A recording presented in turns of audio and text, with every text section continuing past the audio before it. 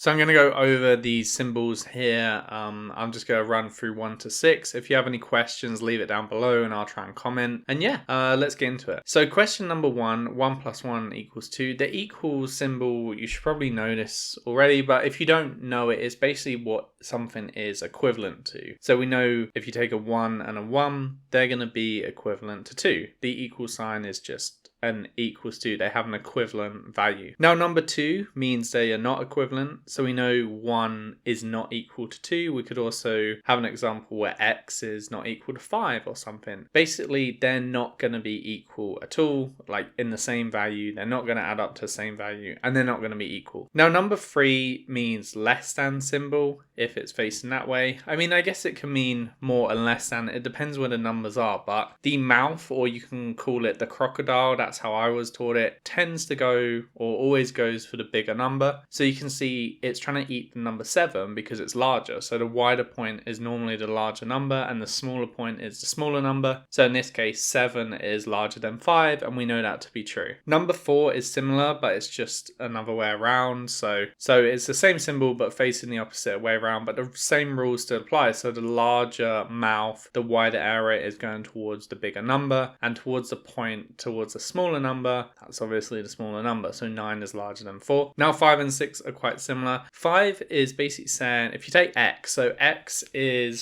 could be a certain amount of numbers. You know, I wouldn't overthink it, but x is a variable or it's unknown, but in this case x is going to be less than 4 because we have this symbol here, but the line underneath means less than or equal to. So x can be 4, but it can also be 3 or 2, and if you're dealing with decimals it could be 4 or 3.999, but it couldn't be 4.1 because x is less than or equal to 4. And for number 6, pretty similar principle, x is going to be larger than or equal to 1. So you see the mouth sign, it's going towards the larger number. We don't know what x is, but we know it's going to be larger than or equal to 1. So it's not going to be 0.9, but it could be 1, it could be 2, it could be 1.1, because these are all figures greater than or equal to 1. Now, if you have any questions or you want me to make another video on something else, or you want me to make another video explaining this, just let me know in the comments and I'll whip it together and I'll upload it. Thanks for watching.